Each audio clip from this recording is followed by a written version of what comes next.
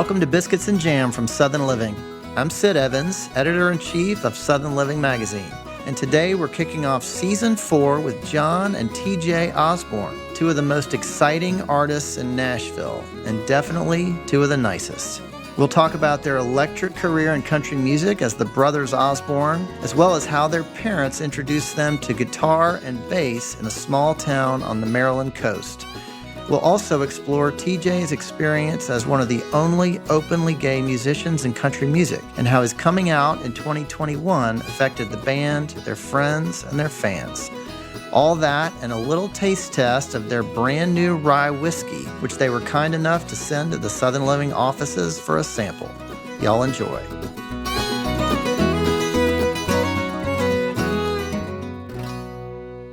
Well, John and TJ Osborne, welcome to Biscuits and Jam. Good to be here. So I saw y'all perform at Oak Mountain Amphitheater in Birmingham last year, opening for Jason Isbell. Yeah, that's right. Great show. Thank you. Yeah, we obviously love Jason's music, but just love him as well and his band and crew and everyone. It was a nail biter there. I think Joe Aladakun was also supposed to join us, and through the whole COVID procedures and precautions, she was unable to make that show happen. But that was a very memorable day. Yeah, well, it was for me too. It was great to be there. So, okay, I want to get the voices straight here. So, y'all grew up in a little town on the Chesapeake Bay called Deal, Maryland. Right. John, what's the best place to eat in Deal? Well, there aren't a lot of places to eat because it's a very small town. There are plenty of places to drink, that's for sure. But our favorite little spot, which opened up right around the end of us actually living in Deal, and I think our sister worked there before she graduated high school, is a great little spot called South County Cafe. And you can get everything from finger foods to subs and sandwiches and crab cakes and the works. And it's something that we try to stop by every time we go home. South County Cafe, about a mile from our house. And TJ, is it the same for you? Oh yeah, that's a staple for sure. Absolutely. I want to ask y'all a little bit about Deal, and I'm just wondering if everybody just grew up spending time on the water. I mean, did y'all pretty much grow up in and around boats all the time? Yes. The answer is yes.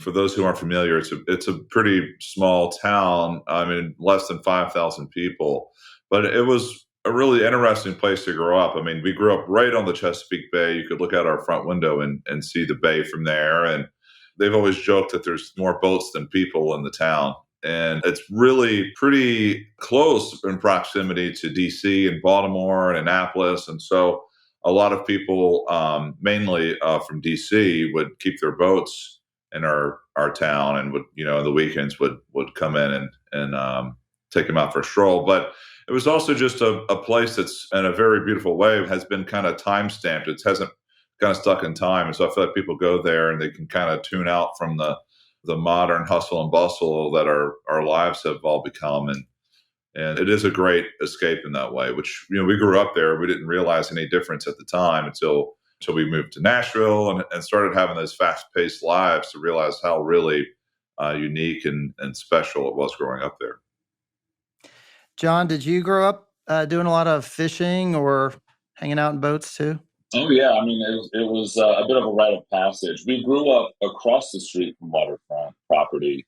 The area that we are from in Deal, there are a lot of summer homes. So a lot of the people that live across the street in the winter weren't even there. But when we were kids, we'd go out to the pylons and we would get just a crab net. And you would walk around pylons and you would just scoop up crabs. You can't do it as much anymore because it's been quite harvested over the years. But it's certainly one of my favorite pastimes. And if you don't have a boat in Deal, your very close friend has a boat. There's a 100% chance of that. So we'll hop out with friends of ours, drink beer, go out fishing for rockfish and bluegill and croaker and stuff like that. And it's just how we spent our years. And I really, really do miss it. It was a special place to grow up. So I'm wondering if Deal feels like a southern town to y'all, or does it kind of have one foot in the south and one foot in the northeast? Depends on who you ask. Yeah, exactly. Yeah, we always say it is, and it's pretty true is everyone from the South thinks we're Northerners and everyone from the North thinks we're Southerners. But we are just kind of right there at that spot, where there's a lot of country, rural, middle America feeling roots. At the same time, there's a mix of people, like a lot of progressive, a lot of liberals, but then also a lot of conservatives and traditionalists. So it was interesting to grow up in kind of two worlds all in one really small community. And we get asked all the time how we got into country music, being from Maryland, and what seems so crazy to be asked that if you could just see where we're from. Probably our particular town would be more comparable to the South.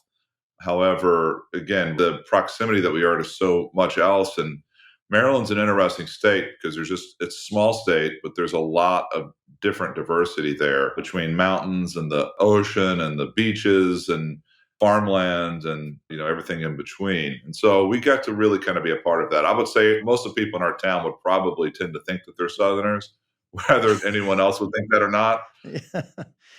Well, you're definitely the first country artist that I've interviewed from Deal, Maryland. So if there was another one, we would have known that by now. So y'all, I always talk about food on this podcast a little bit, and y'all are pretty big guys, and you had a big family. I think you had 5 siblings all together. Yeah. Who was the one that was doing all the cooking? Our parents shared that, our dinners weren't these big family-style multi-course meals. A lot of times it was like Dinty Moore beef stew and some microwave rice or something like that. We grew up very lower middle class on our working man's wage, and it was kind of humble beginnings, even at the dinner table. But we would have, great nights. And kind of going back to a question you asked a bit ago about, we're kind of from the South, we're kind of from the North. You see people from the North and you see biscuits and gravy, they're super confused. However, biscuits and gravy is a big dish in our house. Our dad makes homemade sausage gravy, doesn't make homemade biscuits. Our Aunt Darlene used to make some great homemade biscuits. And that's a big part of our living, It feels like before noon, we ate like we were in the South. And maybe after, 4 or 5 o'clock in the afternoon, we started eating like we were from somewhere else. But this place being called Biscuits and Jam, and we've had our fair share of both. Well, so TJ, did y'all grow up on a lot of seafood? I mean, I would think that there'd be oysters and crab cakes and shrimp in abundance anytime you wanted them. Yeah, I mean, you hit it on the head. I mean, that and rockfish, or they call striped bass, but that's really what the Bay's known for. I always love when I see on menus, they'll say Maryland style crab cakes. And John and I are always like, is it Maryland crab or is it Maryland style? Yeah. You got to read the fine print when you're ordering a crab cake outside of Maryland. But yeah, we had them all the time and we love them. And still people, when they come down to visit us, they'll, with some dry ice, and bring down some crab cakes for us because there's just nothing else like it. I mean, they do it right for sure in that regard. And so, yeah, you're either getting some crab cakes, definitely some shrimp, oysters, or rockfish. A really close friend of ours in our hometown would make this amazing rockfish and then stuff it with crab meat. It's like anything that you can double down, triple down on. Yeah. We've had it all. And the best thing about it, though, is it's fresh right out of the water. It's actually quite amazing. The funny thing about eating crab meat, though, is that everyone has got their own way of picking crabs. One time, we had some crabs in Nashville. A friend of ours purchased and had them sent down, and we invited everyone over. And about 20 minutes into it, everyone was so confused that they just gave up. When you're picking your own crab, it's more about the experience. It would be akin to like a crawfish boil, like a low country boil or something like that. You sit around and you're picking the food that you eat and having conversation. You spread out on the table, and there's like corn on the cob as well. Everyone's drinking beer. And it's about the camaraderie and the experience as much as it is about eating the food. And it's something that we certainly don't get to do much anymore. So whenever there's a chance to do a low country boil, we'll always do it because it's the closest thing for us to eating Maryland crabs. Yeah, absolutely. Well, but if you're starving and you're picking your way through crabs, it's not the best way to get full in a hurry, Well, not if you're not any good at picking them, though. But if you have experience picking them, you can get full pretty quick. That's why you kick it off with some Coors Lights or something, and then you fill up on the beer. Then the crab meat doesn't get in the way of the drinking either. That's the thing. You can do both. Right. Well, y'all are professionals, obviously. Exactly. So I've read that y'all shared a room when you were growing up, and I'm wondering, did you have a special bond because of that, or did it have the opposite effect? TJ? John and I were 2 years apart, but our lives have I feel like very much been like those that I would compare to a lot of other siblings who were twins. We always were just really close and doing things together. And yeah, we had to share a bedroom all the way up until John took off to college. And I moved down to Nashville, and then we still shared a bedroom then. And now we laugh because now we're on a tour bus sharing bunk beds again back on a tour bus. Yeah. We just can't get away from each other. So I don't know that we have much of an option in this, but it has brought us really close. And I don't know if it's specifically the bedroom that has done that, but our family's very family centric, and they're definitely the types where you don't walk away from problems and you face them and talk about them and get through them together. And I think when you share a bedroom with each other, you have to get through them really, really fast. Yeah. You have to fix your shit really quick and move on. Yeah. Well, so y'all grew up playing a lot of music with your dad, and you had a band with him called Deuce and a Quarter, which I love. Mm-hmm. Was music just a hobby for your dad, or did he have bigger aspirations? Our dad definitely had bigger aspirations, and he and our mom would come to Nashville once, twice a year sometimes and pursue a career in songwriting as country songwriters. And it was unfortunately unsuccessful for them, but it did pave the way for us. However, it didn't stop us from sitting around the table playing songs whenever there was a birthday, a graduation, hell, there could be a funeral. It didn't matter. We would have guitars at some point in the night, and we would all sit around and sing covers, sing originals. And I mean, really, for all of us, it's still like a hobby. It's just we're lucky that we get to pay our bills with it now. And I was playing the guitar this morning, and it was just as fun as it was when I was doing it in my room as a teenager. It's just something that you love to do. And sometimes you blur the lines between what a hobby is and what a job is, and it can get convoluted and tricky. But overall, we're very lucky that we get to do that. And we would not have been able to do that had our parents not paved the way for us as kids. I saw a video of you guys playing with your dad on the Bobby Bones show a few years ago, and clearly y'all were having a great time. What are some of the things that he taught you about performing or songwriting that have stayed with you, and your mom too? I guess, just by osmosis, you pick up these things watching them do it. As you saw on the Bobby Bones show, we kind of recreated our childhood bands, but also just, you could, through a song, make someone cry. Through a song, you can make someone laugh or dance or party, or even though it seems at times just for pure entertainment, it's not really that. You see the real power in what music actually provides to everyone's daily lives. So our hometown, we love it, but there's a lot of knuckleheads there. It can be rough around the edges at times. And so to bring a bunch of people together that sometimes normally wouldn't be, and just have this peaceful territory for everyone to come and hang out. So now when we go out and play, we're doing this in someone else's town, but it's a lot of the same remedies or concoctions we had in our own hometown. At just a little bit bigger scale now. Yeah. Yeah, thank God. Yeah. We definitely could not pay the bills with the Deal Maryland scale. Yeah. So, John, you were the one to move to Nashville first. Did you struggle for a while there, or did you just kind of jump right in? Well, I graduated high school, and then the next step would be college. And I knew at a very young age I wanted to be a musician. Deal is a great place to live, but it's not great if you want to pursue a career in music. There are basically 3 bars that you can play at, and they wouldn't necessarily keep the lights on. And you have to fish where there's water. Literally fish where there's water in Deal, but metaphorically fish where there's water in Nashville. And it was just a matter of, knowing that I had to put myself in a place where there was a lot of opportunity. And so I started going to Belmont University in 2000 with the help of some scholarships, friends and family, and some loans, a lot of loans. And I happened to be 2.5 years older than TJ, so it made more sense as he was graduating high school himself for me to come down here first, pave the way, make sure that everything's fine. And I'm glad that it worked out like that. It was an easy way for me to acclimate myself to the city, whereas just moving here, finding a day job, and then trying to figure out how to get in the music industry, I would imagine very difficult. But being in school, it was kind of like the kiddie pool version of being in Nashville. We got to meet people. It forces you to find a friend group. And that is a really big part of mine and kind of by proxy, TJ's journey as well.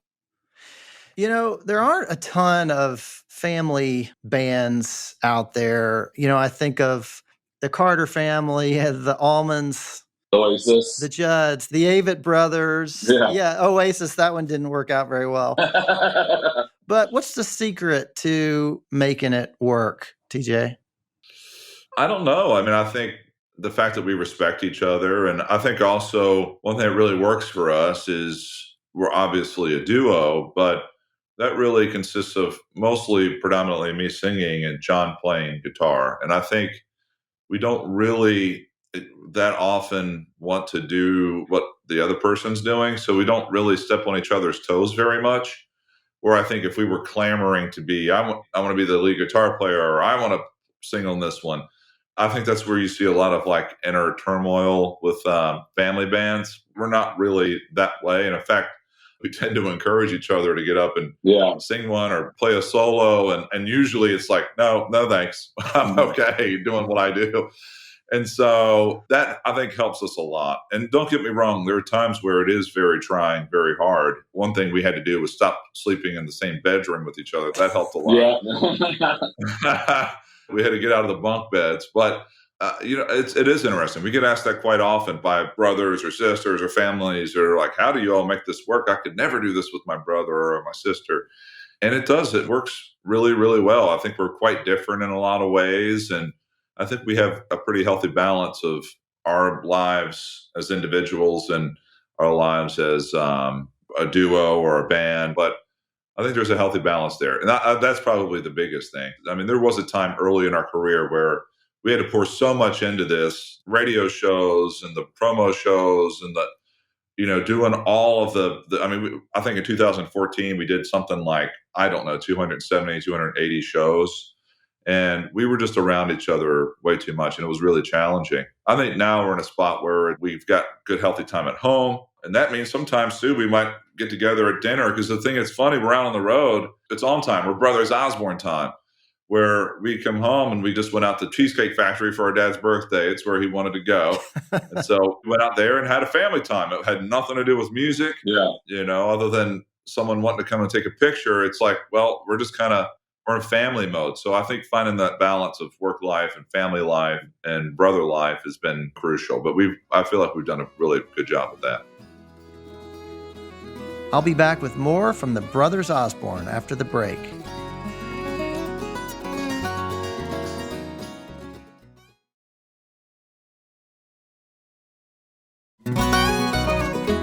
Welcome back to Biscuits and Jam from Southern Living. I'm Sid Evans, and today I'm talking with the Maryland country duo, Brothers Osborne.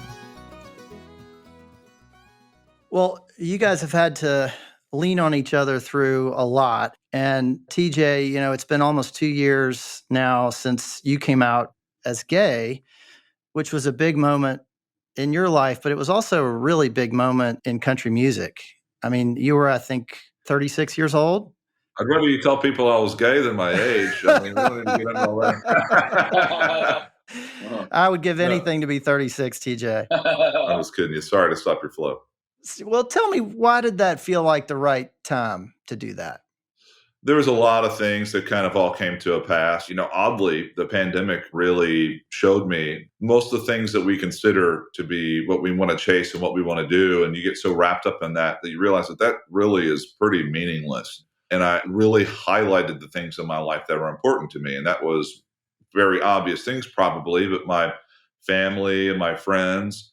And then also really, I think for me was really diving into myself and being happy with myself and liking myself and being proud of who I am. And I did have that with my family and friends. I mean, they all knew, but I didn't have that with my public life and my relationship with my fans. And I did feel like that was ultimately affecting my mental health and my relationship with myself and my ability to truly be who I am and authentic, which I feel like John and I think pride ourselves on and we're kind of known for. But at the same time, that it just seemed kind of like a perpetual daily lie. And I just was at a point where, the ends didn't justify the means, I guess.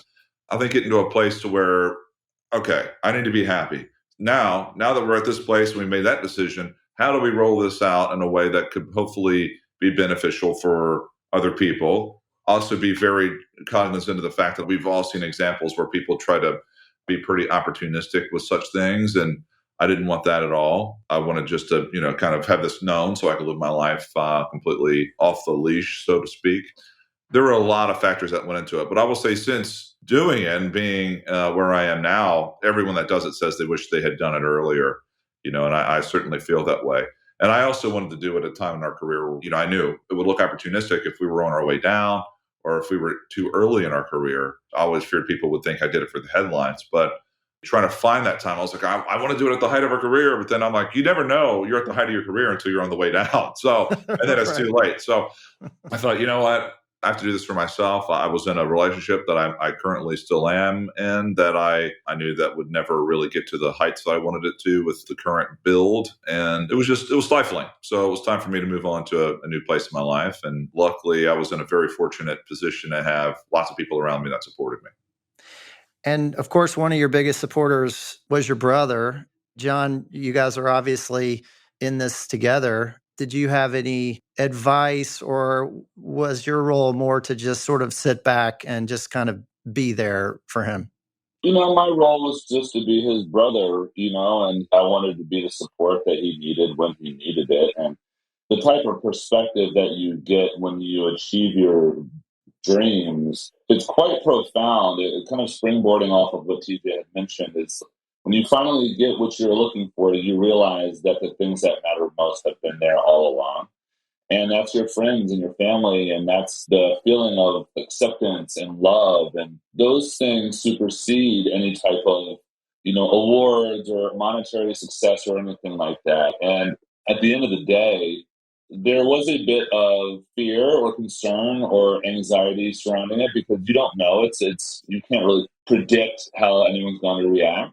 And I was ready to verbally fight people on Twitter if I had to. And fortunately, that never had to happen. It was quite eye-opening for me to know that, wow, we've come a long way as a society to where that, yes, this is news, but it's great news. It's good news for everyone. And yeah, there are a few outliers that no matter what you say, there are going to be people that hate on you. It's unavoidable. But it was overall so beautifully positive. And at the end of the day, it comes down to what matters most. And it's my brother's happiness. It's not my career or our career. It's about his happiness and my own happiness and what makes you truly happy. So I had come to terms with the idea long before he decided to come out that if he did come out one day and it ruined our entire career, it stopped it right there dead in its tracks, I wouldn't care. I would not lose sleep over that because it's not nearly as important as his happiness. So for me, the anxiety came in. I got to look out for my little brother, but it was never what's going to happen to our career because that really pales in comparison. Yeah. Well, I mean, TJ, you're one of the biggest country stars to publicly do this, and there's not really a playbook for it. So it's hard to know what the reaction is going to be. I know that y'all call your fan base your family. Yeah. So there's this very strong relationship that you have with your fan base. And so telling them must have felt kind of like you're talking to your family. And I'm just wondering what their response was, because it seemed overwhelmingly positive. It was. I will say that we, which was intentional from early in our career, slowly tried to start chipping away at fans that probably wouldn't be okay with that. I mean, if you look at our Stay a Little Longer music video, we had lots of different couples in it that represented lots of different relationships. One of those being a gay couple that was in the in the video, which a lot of people were upset about at the time. But we kind of knew, okay, if we don't lose you now, we're going to lose you eventually. Trust me. Something a lot bigger than this is coming your way. So I thought, really made some pretty smart decisions to start going in that direction. Another was nearly all of our songs, they aren't gender specific. So we knew that when we get to this place, we're like, okay, how do we get fans that are going to be okay with this? And so, but you still don't know. And I think John and I, we've been pretty outspoken and just as to who we are as people and what we align with. And I think our fans, for the most part, feel the same way. Or if they don't agree with us, I think they just respect us for the backbones that we have, I guess. And so, yeah, I think, the response from them was really positive. I was really surprised. I think one of the biggest surprises I had were how many straight guys were like, hey, man, like, we love you. We're still coming to the shows. Don't worry about it. Like, we think no differently. And I didn't think I needed to hear that, but it was really nice to hear. It made me feel really good. My view of humanity was forever changed.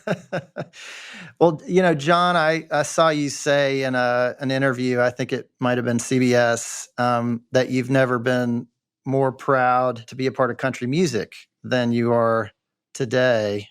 Was that a reference to this kind of response? Absolutely. Being born in the 80s, growing up in the 90s, country music in those years, I want to be careful on how I phrase this, it gave off the impression that it was not very open to these sorts of things for one reason or another. I mean, if you look at Katie Lang and her career, and it just comes with kind of a warranted level of concern, especially when your close family is involved. So you try to predict the worst. And the fact that I was off and the fact that I was wrong was like the greatest feeling ever. I hate being wrong, but I loved being wrong that time.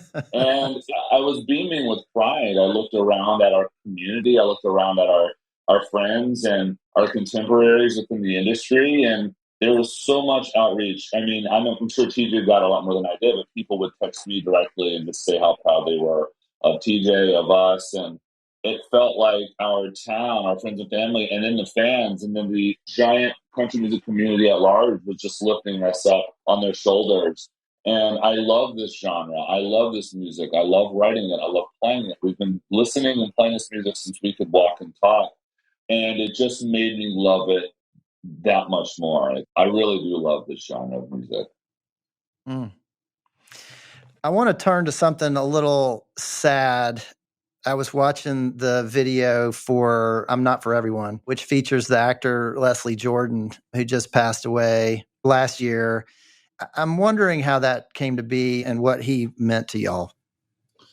Leslie, we got to know more and more in a very short period of time. I'm very grateful to have not only met him, but to be able to call him a friend and to get to know him and spend time with him. He was a very special person. I mean, he truly was someone that obviously loved to make people laugh, but would really go above and beyond. And first of all, he loved being the center of attention. So he would light the room up. He was just really, really naturally very, very funny, incredible storyteller.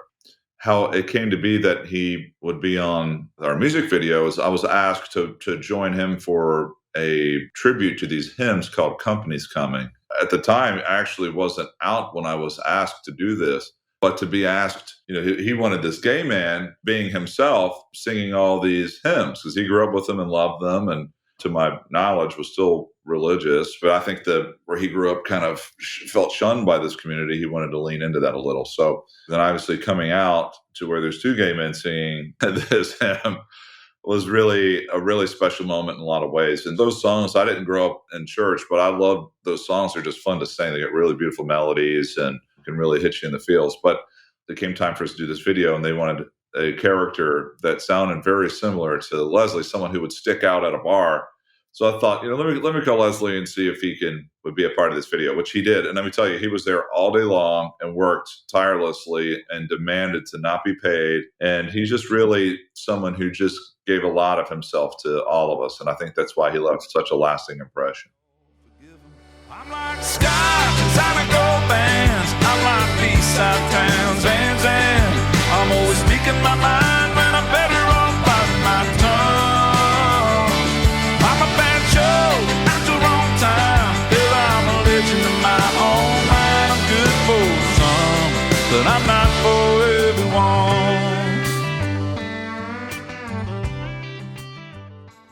It's a great video, and I would encourage everybody to check it out that has not seen it. It's just so much fun and just great energy. So I want to ask y'all about one more song. That's the Midnight Rider's Prayer, which has a kind of tribute to Willie Nelson built into it. And I love that you just dropped part of On the Road Again in the middle of that song. How did that come to be? And I'm especially curious what Willie's response to the song was. We were writing the verses to the song, and then we liked the mood of it all. And then we couldn't really get the chorus right. And we're like, just something doesn't feel right. And then I think John was like, we need something that sounded like On the Road Again, you know, if it was something like that. And of course, how do you not going to beat that? It's a classic for a reason. And so I was like, well, why don't we just use it? They do that a lot in a lot of other genres of music. Why don't we just do that? Of course, we would need Willie's permission. And even if we didn't need it, we would certainly not do it without it. So we sent it his way and got his permission. I have heard that through trusted sources that he really loved it. Apparently played it for Christofferson, which was also a crazy thing to experience growing up, fans of both of them, which, you know, how couldn't you be? But really, it was kind of our take on a new adaptation of that song, because for us at the time when we wrote it, we had just came off of being in 12-passenger vans and hitting it hard, and it wasn't as happy and hunky-dory. So it was like, this is hard and tough, and we're driving all night long to get to the next show. So that was our kind of take on it. 4-wheel, 6-string, low on smoke and gasoline, born to live a midnight rider's prayer. Same boots, new crowd, same tune, new time, trying to get to heaven for the devil even knows we're there. On the road again, like a band of gypsies, we roll down the highway. So I want to ask y'all about your new whiskey. You have just partnered with WhiskeyPig on a new whiskey, and I happen to have a bottle of it sitting right here, actually. Yeah. Y'all probably get a lot of opportunities to partner on different things. What made you want to make a whiskey? Yeah, I mean, we do, and you're right. And I think for us, it's about trying to find things that align with us and who we are. And yeah, there's a lot of times we get offered money for certain things that just doesn't work for us. And we know that our fans out there, I think, ultimately would feel sold out themselves if we got to this place just to do that. So we happen to be big fans of whiskey, go figure. And we also happen to be particularly really big fans of WhiskeyPig. And I've always loved WhiskeyPig. And so they were one of the sponsors of the music video that we have with Leslie Jordan. And that kind of started a relationship with them. And, you know, they asked us, are you guys fans? And it was almost like is this a rhetorical question? Of course we are. So then they asked us if we wanted to be a part of this series. And we were like, oh my, yeah, we would absolutely love to, which not only do we drink your all's product, but to be able to collaborate with you and be able to have our own influence on it. So, you know, we got in there and went up to Vermont, where they're located. I guess their headquarters, I don't know what you'd call it, but their farm up there, beautiful, beautiful, beautiful farm. Spent some time up there, a couple of nights, and got to try lots and lots and lots of whiskey. And then we settled on this. We thought the profile was amazing. And when it got finished and they sent it to us, I was just blown away with it. John and I both would not put our name on something we didn't think was great. And I think it really has turned out phenomenally well. Well, I'm going to give it a little shot. I've got a bottle of it here. And even though it's in the afternoon and I've got to go and edit a bunch of magazine stories after this, There you go. I'm going to give it a try. So, John, this is a rye whiskey.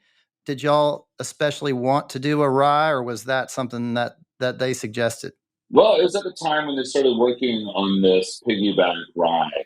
And it just coincided with that. I personally do love rye whiskey. I love old fashioned. So whenever I do an old fashioned, I request rye because I think it kind of like rounds out the sweetness a bit. So it just happened that way. They do also make a bourbon as well that they just gave us, and it's phenomenal. The funny thing is, when we went to Vermont, we tried these whiskeys, and we tried 3 different chars, and it's either my brother and I agree on something 100% or we disagree 100%.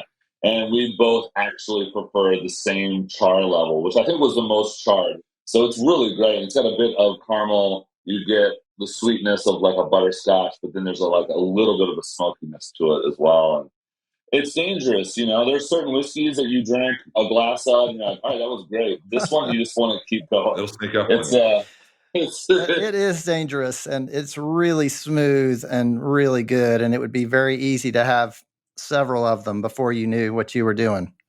So congratulations. Thank you. Thank We you. probably should have done this at the beginning of the interview. Oh, well, yeah, exactly. Well, listen, I just have one more question for you guys. What does it mean to you to be Southern? TJ, why don't I start with you? What it means to me, I think to be Southern is probably a lot of what it means to me to also be a country music singer. I think I represent a lot of things that aren't what you probably would think in a cliche way to what a country singer would be or what someone from lives in the South would be. And, I think part of one of the callings I think in my life is to expose that to people and try to, because there are, as is anywhere, great things and bad things about it all. So I think to go out there and hopefully show people that there's more to it than meets the eye. Well, y'all are definitely doing that, and it's great to see. Thank you so much. John, what about you? Oh, it's funny. There are so many similarities between the North and the South. There's a lot of farmland. There's a lot of rural areas and stuff like that. But really, one of the biggest things is like the Southern food is such an inherent part of the culture. And there is a reason why they have Southern style grits, Southern style gravy, Southern style this. It's because it's comforting. And the food here is a bit of like a metaphor for how the life is down here and how the people are. They're very warm. They're very cozy. They're very comfy. It's just a really, really good feeling. Is it perfect? No, nothing's perfect. But it's absolutely beautiful in every other way. And I feel very grateful to be down here, living in Nashville, being a part of the community. And I soak it up every day. Well, John and TJ Osborne, congrats on all your success. And thanks so much for being on Biscuits and Jam. Thank you so much. Thank you. It was a pleasure to be here on your show. And thanks for all of the great questions. And clearly you did your research. It's always nice to be with a great interviewer. Well, thanks. I really enjoyed it, guys. Have a good one. Take care. Awesome. Thank you. Thanks for listening to my conversation with Brothers Osborne.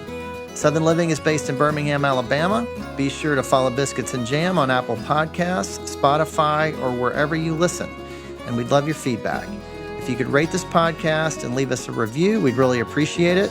You can also find us online at southernliving.com/biscuitsandjam. Our theme song is by Sean Watkins of Nickel Creek.